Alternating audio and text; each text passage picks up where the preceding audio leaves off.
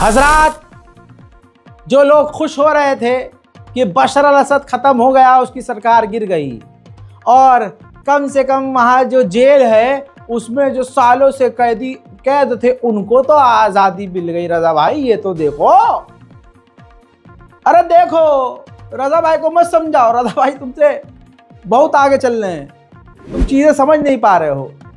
कल मैंने बताया था कि इजराइल दमिश्क के 40 किलोमीटर करीब आ चुका है, बताया था।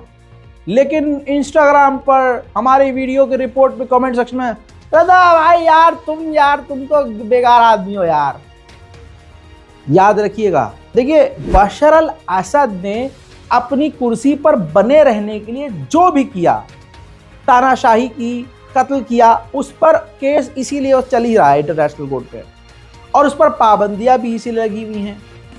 और अब अगर बशर अल असद की सरकार गिर भी गई तो उसके आप फायदे उंगलियों पे गिन रहे हो, तो अगर फायदा इतना बड़ा हुआ है ना तो नुकसान इतना बड़ा हुआ है। आपको लग रहा है सीरिया की सरजमीन आज़ाद हो गई, तो मुन्ना आज़ाद नहीं हुई है, अब बिल्कुल समझ लीजिए लावारिस हो गई है। ये जो रेबल्स आए हैं ये कितने ताकतवर हैं, ये आए हैं अमेरिका और तुर्की और इजराइल की मदद से, क्योंकि वो चाह रहे थे कि आ जाए। बहुत गहरी बात बोल रहा हूं, वरना इनके आने के बाद क्या मतलब बनता है इजराइल का और अंदर घुसने का। दमिश्क, सीरिया की राजधानी दमिश्क के कल तक ये 40 किलोमीटर करीब थे, रिपोर्ट आपकी स्क्रीन पे, ये अब सिर्फ 10 किलोमीटर दूर है। सीरिया की राजधानी दमिश्क के अब 10 किलोमीटर दूर है, और खुदा न खास्ता जब ये रिपोर्ट आप देख रहे होंगे, पूरी संभावना है कि इजराइल के सैनिक दमिश्क में भी घुस चुके होंगे। अब सबसे बड़ा सवाल, ये रिपोर्ट इसलिए लगा रहा हूं स्क्रीन पर, बहुत लोग बार बार बोल रहे थे भाई यार जो हुआ अच्छा हुआ यार, आप समझ नहीं रहे यार, समझ नहीं रहे। अरे मुन्ना, आप अपना दिल खोलो, उसको धो सर्फ एक्सेल से, क्योंकि उसके अंदर ईरान की नफरत है, शिया समुदाय की नफरत है, हिजबुल्लाह की नफरत है। आप सिर्फ इस बात में खुश है कि चलो ईरान का प्रकोप वहां से कम हुआ, ईरान का जो पैर वहां जमा था उखड़ गया।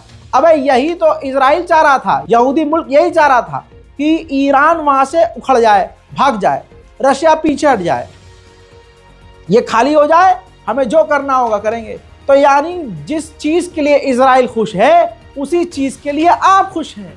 तो जाने और अनजाने में, मासूमियत में ही समझ लीजिए, आप भोलेपन में ही आप इजराइल के साथ खुशी मना रहे हैं, वरना दमिश्क के 10 किलोमीटर दूर इजराइल पहुंच चुका है और आपके रेबल्स क्या कर रहे हैं। बाकी अब मुझे आप बताओ, आपका तथाकथित ये रेबल्स, ये जो मुजाहिदीन हैं, घुसे हैं, ये इतने ताकतवर हैं, और अगर ये इतने सच्चे हैं तो इजराइल को रोकना तो छोड़ो, इजराइल को रोक तो पाए नहीं, वो क्लियर है।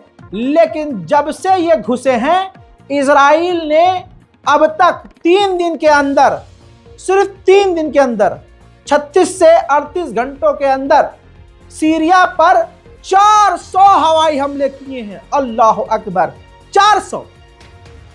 दिखाऊं? दिखाओ भाई, खूब बजाओ ताली की, बढ़िया हुआ। البحوث العلمية يا شباب،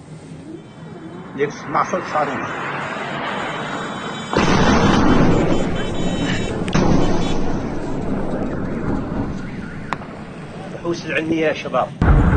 هذا اللواء يسمع صوت صارم جولة وراته.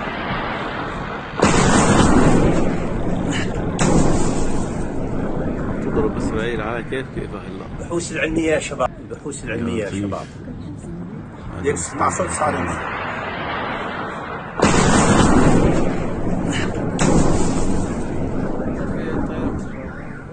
البحوث العلمية يا شباب.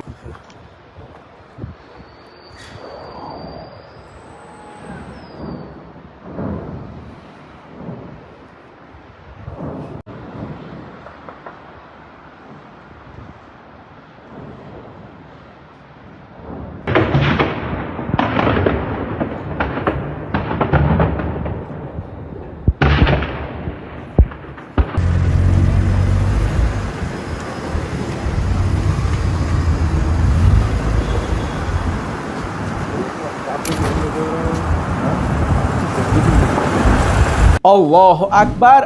अब आपको एक बात और बता दूं, इजराइल ने सीरिया की पूरी एयरफोर्स तबाह कर दी है। कुछ झलक दिखा देता हूं, ये फाइटर जेट और हेलीकॉप्टर के टुकड़े आप देख लीजिए।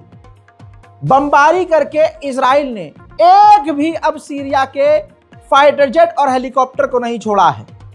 परसों तक रेबल्स पिछवाड़ा हिला हिला कर नाच रहे थे, हेलीकॉप्टर और फाइटर जेट पर बैठ रहे थे और जीत का जश्न मना रहे थे। जी हां, जो रेबल्स के हाथ में फाइटर जेट और हेलीकॉप्टर गए उन तक को इजराइल ने तबाह कर दिया। आपके प्यारे रेबल्स को पीछे हटने को कहा और फिर एयरबेस पर हमला करके तमाम फाइटर जेट को तबाह कर दिया। ये तस्वीर आप देख लीजिए, ये मैं अपने घर से बना के, फोटोशॉप से बना के नहीं लाया हूं, ये आपके रेबल्स के होते हुए इजराइल ने कर दिया है। रिपोर्ट यह है कि इजराइल ने जितने फाइटर जेट और हेलीकॉप्टर सीरिया के थे, यानी सीरिया की पूरी एयरफोर्स खराब कर दी, बर्बाद कर दी। इतना ही नहीं मुन्ना, आपके रेबल्स और आपके तथाकथित मुजाहिदों के रहते हुए इजराइल ने सीरिया की एयरफोर्स के साथ साथ सीरिया की नौसेना यानी नेवी को भी बर्बाद कर दिया है। जितने युद्धपोत थे और लड़ाकू नावें थी, नौकाएं, इजराइल ने बमबारी करके वो भी तबाह कर दी है। देखिए, استهدف طيران الاحتلال الصهيوني المنطقة على منتصف الليل وفجر اليوم بعدة صواريخ. أدى هذا الاستهداف إلى انفجار مستودعات وبواخر وبوارج كانت تتبع لقوات النظام، وذلك بعد أن سيطرت قوات المعارضة على هذه المنطقة. هذه النيران مشتعلة، هنا أحدى البوارج مدمرة والسفن الحربية، بالإضافة أيضا هنا بوارج وسفن حربية دمرت نتيجة الاستهداف من قبل الطيران الاحتلال الإسرائيلي.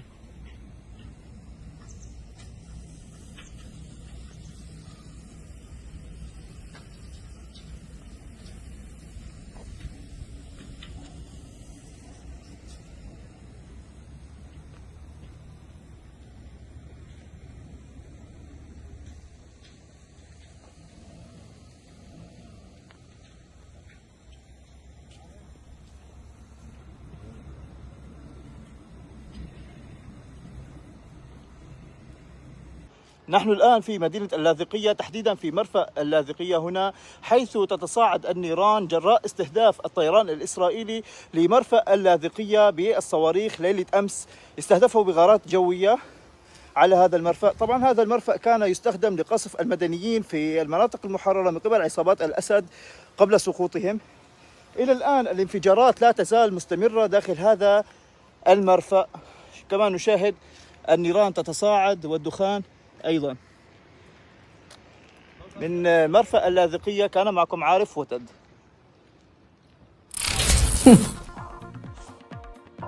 लेकिन रजा भाई, तुम पहली बात तो यार मुझे शिया लगते हो, जैसे तुम बशर असद को सपोर्ट कर रहे हो।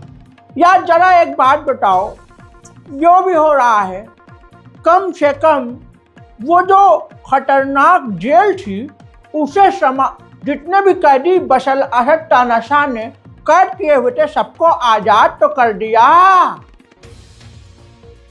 अजी कद्दू मेरा, ऐसी आज़ादी क्या आज़ादी। वहाँ के सीधे साधे लोग इस चीज़ को समझ नहीं पा रहे हैं कि उनके साथ हो क्या रहा है। तबाही आपने देखी है। अब सुनिए नेतन्याहू की धमकी। जैसे ही ईरान ने कंफर्म किया कि इस नई गवर्नमेंट से हम बातचीत पहले से कर रहे हैं और हम इनसे आगे भी बात करेंगे, नेतन्याहू सामने आया और नेतन्याहू ने धमकी दे दी आपकी इन रेबल्स को। कह दिया कि सुनो, ये नई जो सीरिया की गवर्नमेंट है, अगर इसने ईरान से बातचीत की और अपने रिश्ते ठीक किए तो हम तबाह कर देंगे सब कुछ और हम बख्शेंगे नहीं। साथ में नेतन्याहू ने एक और बात कह दी कि अगर ये गवर्नमेंट रेबल्स की लेबनान को हथियार जाने देती है तो हम पूरी ताकत से हमला करेंगे। हमें सीरिया की गवर्नमेंट में कोई इंटरेस्ट नहीं है, लेकिन हमें अगर खतरा लगा तो हम पूरी तरह से, पूरी ताकत से हमला करेंगे। सुनो, אין לנו כוונה להתערב בענייני הפנימיים של סוריה, אבל בפירוש יש לנו כוונה לעשות מה שצריך לדאוג לביטחוננו. במסגרת הזאת, אני השארתי לחיל האוויר להפציץ יכולות צבאיות אסטרטגיות שהשאיר צבא סוריה, כדי שאלה לא ייפלו בידי הג'יהאדיסטים. זה דומה למה שחיל האוויר הבריטי עשה כשהוא הפציץ את הצי של משטר וישי ששיתף פעולה עם הנאצים, כדי שזה לא ייפול בידי הנאצים. אנחנו רוצים יחסים תקינים עם המשטר החדש בסוריה. אבל אם המשטר הזה יאפשר לאיראן לחזור להתבסס בסוריה, או יאפשר העברת נשק איראני או כל נשק אחר לחיזבאללה, או יתקוף אותנו, אנחנו נגיב בעוצמה. אנחנו נגבה ממנו מחיר כבד. מה שקרה למשטר הקודם, יקרה גם למשטר הזה. ठीक इसी तरह से इजराइल के नए डिफेंस मिनिस्टर ने अपनी नौसेना के आगे, युद्धपोत के आगे खड़े होकर एक वीडियो बनाया, उसमें धमकी दिया कि जो भी बशर अल असद के नक्शे कदम पर चलेगा हम उसे मिटा देंगे। उसका हाल वही होगा जो बशर अल असद का हुआ। हमारे लिए जो खतरा बनेगा हम उसको मिटा देंगे। यानी बशर अल असद के जो लोग खिलाफ हैं वो इजराइल के ही स्टाइल में बशर अल असद के खिलाफ हैं। मैं कहता हूं बशर अल असद को फांसी दे दो। मेरे मामू थोड़ी न लगते हैं।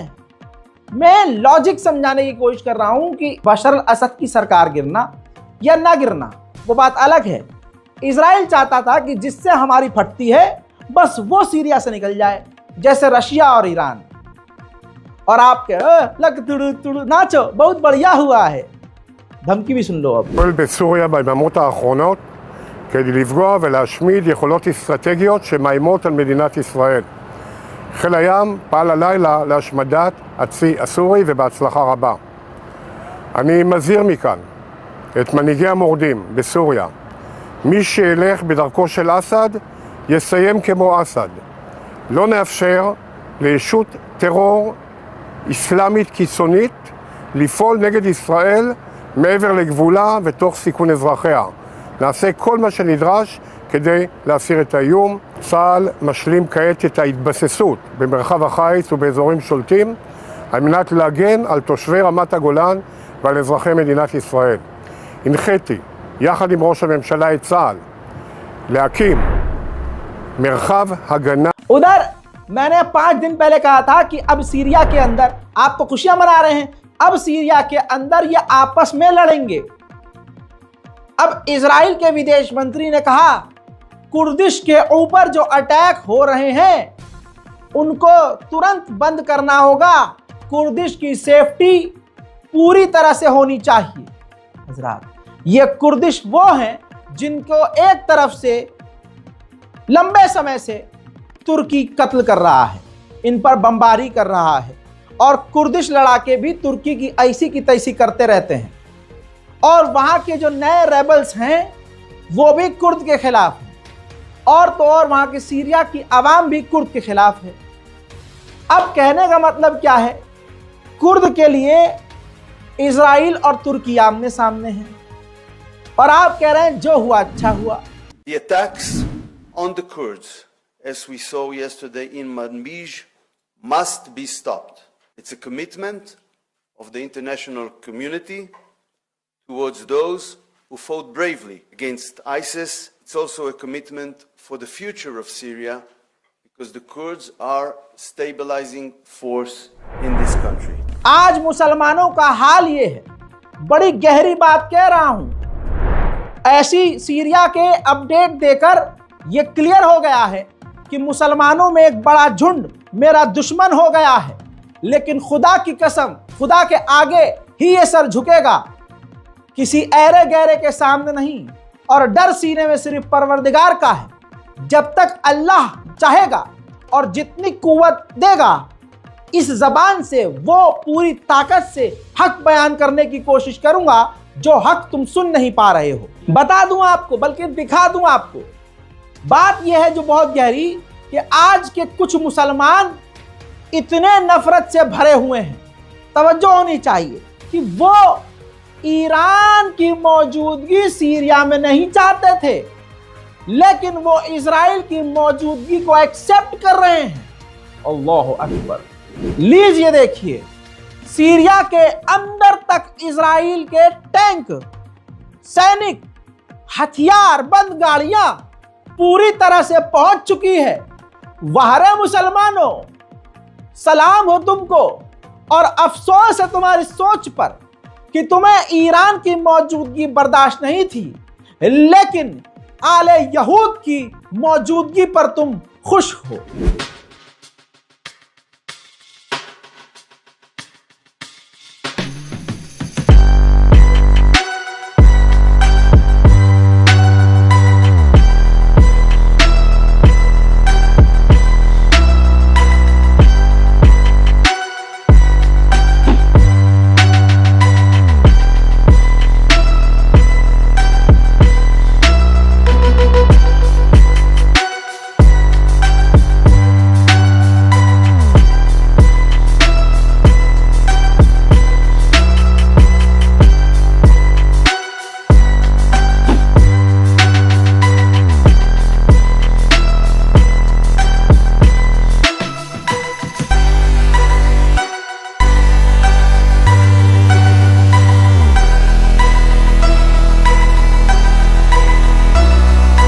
उधर इजराइल के डिफेंस मिनिस्टर ने कहा है कि हमने अपनी सेना को आदेश दिया है कि सीरिया की नेवी को पूरी तरह से तबाह कर दिया जाए। बफर जोन और सीरिया के इलाकों में जो रेबेल्स और सीरिया के हथियार हैं उनको जब्त कर लिया जाए या तबाह कर दिया जाए। उधर में दोस्तों ये देखिए, बशर अल असद के दफ्तर में सीरिया के अंदर इजराइल के फौजी तक घुस चुके हैं। एक तरफ मुसलमान ताली बजाता रहा, ये दूसरी तस्वीर देख लीजिए। उधर इजराइल दमिश्क के दरवाजे पर पहुंच गया। ये जो हरे रंग का बोर्ड लगा हुआ है, ये लिखा हुआ है दमिश्क का रास्ता, और ये दमिश्क का एक वाहिद रोड है जो दमिश्क की तरफ जाता है, और इजराइल का टैंक वहां खड़ा है। वहीं इजराइल ने इन न्यूक्लियर वैज्ञानिक को सीरिया के अंदर उनके घर पर बमबारी करके कत्ल कर दिया, और रेबल्स आपके कुछ नहीं कर पाए। और करना तो दूर, वो इजराइल के खिलाफ बोल भी नहीं रहे। अमा बोलने को तो दूर, वो तो इजराइल को कह रहे हैं आओ पापा हमारे साथ मिलकर काम करो और बिजनेस करो, इन्वेस्ट करो सीरिया में। अब एक सवाल यह है कि सीरिया के अंदर कोई आतंकवादी नहीं है, विपक्ष के सब भाग चुके हैं, बशर अल असद भाग गया है, उसकी रिजीम खत्म हो चुकी है। अब आपके रेबल्स बचे हुए हैं, सिविलियन बचे हुए हैं, कोई आतंकी तो नहीं है। लेकिन उसके बावजूद इजराइल के सैनिक आदत से मजबूर गाजा और फिलिस्तीन में जो कर रहे थे, अब वो सीरिया में भी कर रहे हैं और फिलिस्तीनियों के घरों पर ओपन फायर कर रहे हैं।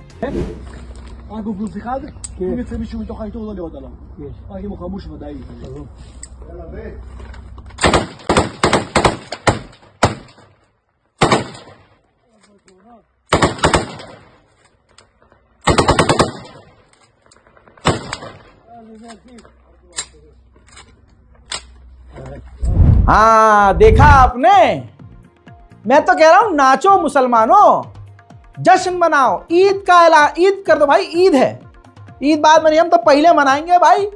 इजराइल आ गया है सीरिया में। 5 दिन से गला फाड़ के कह रहा हूं भाई, इन रेबल्स पर भरोसा मत करो। ठीक है भाई, ये समझ लो एक गुंडा गया दूसरा गुंडा आ गया, बस ये गुंडा इजराइल के साथ था इसलिए वो गुंडा हार गया, ये गुंडा जीत गया। बहुत सिंपल सा फंडा है, लेकिन भोले भाले मुसलमान इस चीज़ को समझ ही नहीं रहे हैं। और मैं मुसलमानों को संबोधित करके कुछ लोगों की आलोचना कर देता हूं तो पूरी कौम गरियाना शुरू कर देती है। लेकिन आपके गरियाने से सच तो बदल नहीं जाएगा, आपके मुझे गरियाने से इजराइल सीरिया से तो निकल नहीं जाएगा।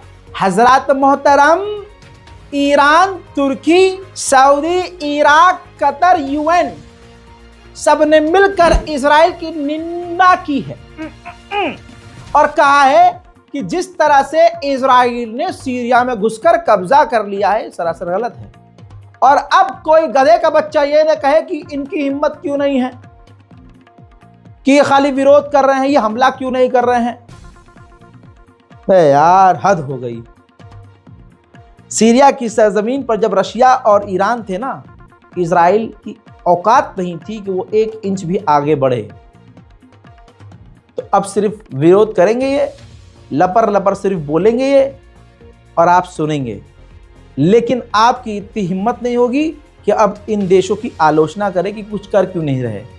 अबे जब तुम्हारे चुने हुए, तुम्हारे पसंदीदा रेबल्स नहीं उखाड़ पा रहे हैं तो वो बोलेंगे क्यों, वो कूदेंगे क्यों, वो आएंगे क्यों, वो लड़ेंगे क्यों? आप जिन रेबल्स को ताली मार मार कर जिंदाबाद कह रहे हैं शियों के नफरत में और ईरान की नफरत में, बता दूं, मोसाद के पूर्व चीफ ने लाइव टीवी पर कहा है, देख लीजिए, ये वो वीडियो है। कॉपीराइट का मसला है, लेकिन अलग से दिखा नहीं सकता हूं, लेकिन आप ये प्रूफ का सोर्स देख रहे हैं। मोसाद के ये पूर्व चीफ हैं, इन्होंने कहा है कि ये जो लड़ाके हैं रेबल्स, इनके साथ इजराइल डायरेक्ट कांटेक्ट में है और वो हमारे दोस्त हैं। अल्लाह अकबर, वो हमारे दोस्त हैं और उनका प्लान ये है कि पूरी तरह से सरकार बनाने के बाद सीरिया की राजधानी दमिश्क में वो इजराइल की एम्बेसी खोलेंगे।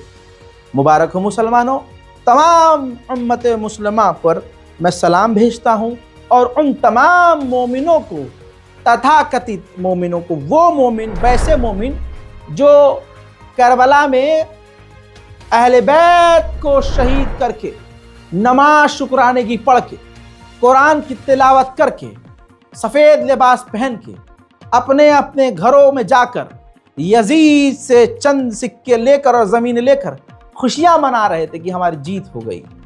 आप भी वैसी ही खुशी मनाइए।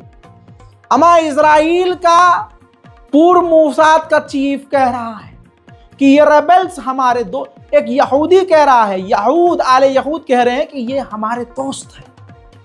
आस्तीन के सांप को पहचानने के लिए समय लगता है। उधर इजराइल सीरिया के पहाड़ों पर, माउंट पर चढ़ चुका है, फौज तैनात हो चुकी है, उनकी गन नीचे की तरफ, आपके रेबल्स के पिछवाड़ों पर भी है और सीरिया के चारों तरफ इस वक्त इजराइल के सैनिक हैं।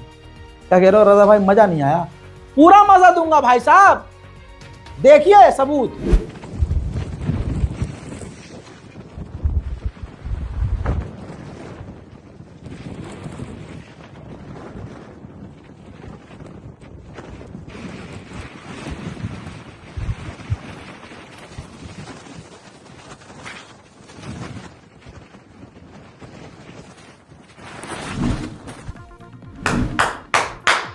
लेकिन रजा भाई, सारी बातें एक तरफ,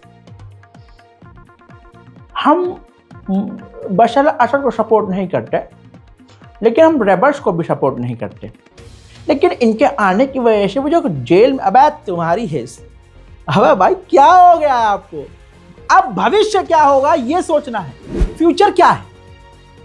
ईरान के अखबार तेहरान टाइम्स ने लिखा है, रेबल्स ने इजराइल को गिफ्ट दिया और पहाड़, उसी पहाड़ की तस्वीर जो सीरिया का पहाड़, सीरिया की सरजमीन है, उस पर इजराइल के सैनिकों का कब्जा हो चुका है।